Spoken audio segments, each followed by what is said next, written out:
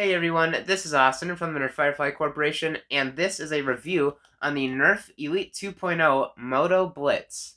Now, I think we can all agree that Elite 2.0, for the most part, has been pretty garbage. I mean, especially with the first wave of blasters, there was such a lack of innovation, and the cost cutting was just ridiculous, It was pretty bad.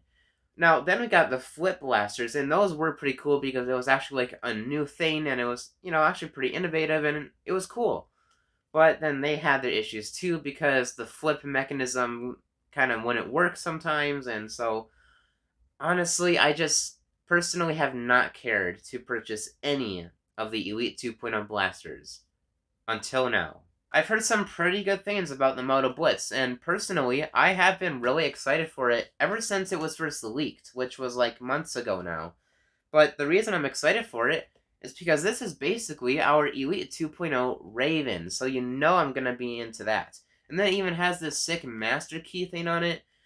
It's a pretty cool blaster, so let's get this thing right open.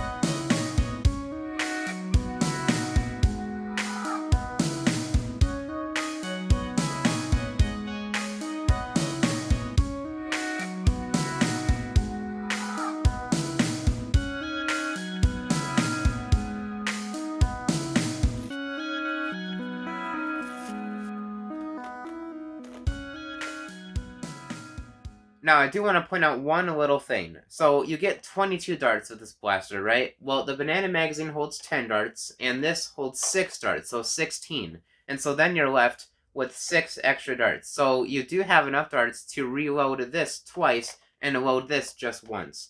I do think this is a little bit odd because I think basically every Elite 2.0 blaster has had a double your darts kind of thing. So, really, we should have gotten 32 darts, not just 22. It's not really that big of a deal, and I mean, I'm still thankful we're getting extra darts because you guys know Hasbro has been pretty hard on that in the past. It's still good, but it's just a little funny to me that they didn't give 32. With that out of the way, let's take a look at the NERF Elite 2.0 MotoBlitz. So starting at the front, we have the muzzle. There is no barrel attachment point on here. And then we have the master key, which I will actually talk about later. Up here we have an iron sight, and it looks like it's also doubling as a sling mount, which is actually pretty cool. And then we have the actual scope right here. I will say, this scope is kind of redundant because you physically cannot look through. You have to like really smush down your cheek, and even then you can hardly see through the scope.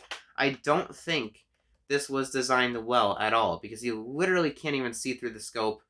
Now, there is a tactical rail on top, at least, so then you can put your own scope in.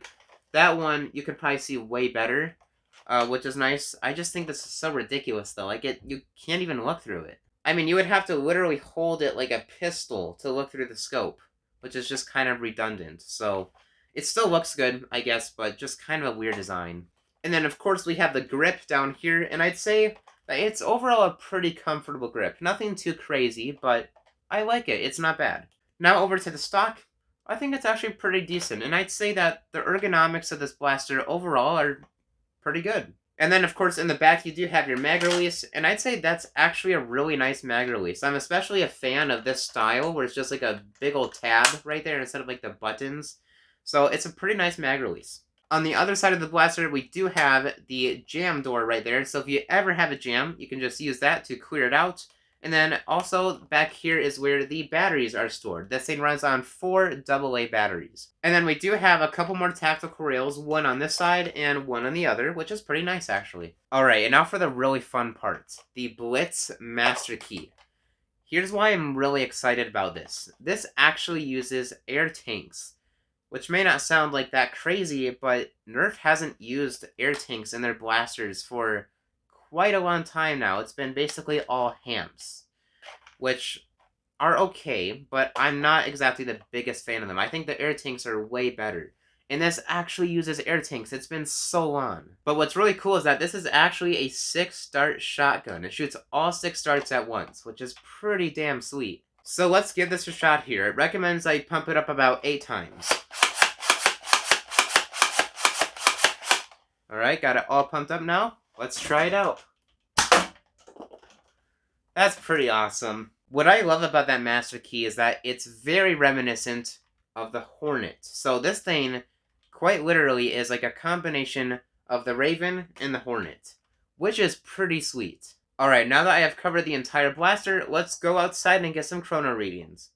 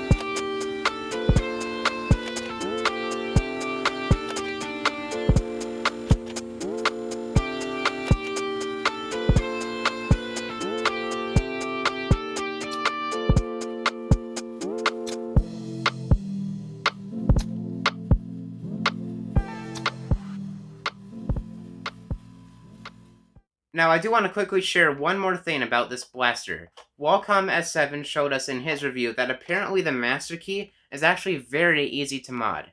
All you have to do is tighten down this one screw that interacts with the pressure of the air tanks, and it will actually start shooting quite a bit harder than the stock version. I don't think I'm really going to be doing that to my MotoBlitz because I do want to keep it stock for the time being, but if you are interested, go watch his review for more information. I'll have a link in the description. But honestly, I think that makes the blaster even cooler. The fact that it's so easy to mod this master key, which obviously wasn't necessarily like a feature of the blaster, but it's still cool. Anyways, this blaster is honestly one of the coolest things that Hasbro has released in quite a while, and it's honestly kind of refreshing to see.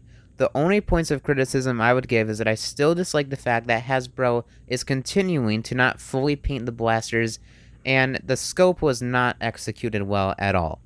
But you know, it's a pretty solid release. With that being said, I hope you guys enjoyed this video, and see you guys later.